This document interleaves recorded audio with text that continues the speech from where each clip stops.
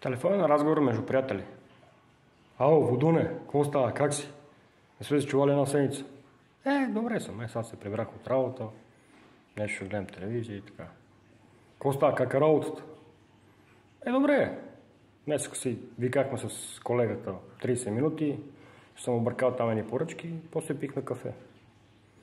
Браво. Колата как? Кажи. Добре, нещо е настинава. Тук 3 седмици я водим по майстор, никой не може да ми каже какво е. Кажи нещо друго. Какво ти казвам, днеска се прибирам от работа, взекохме се с 2-3 коли и какво стана? Нищо. Поздравихме майките си и откъде е? Жената, там детето, как са? Добре са. Карахме се с жената, защото малкият пак направил мармат вкъщи и така.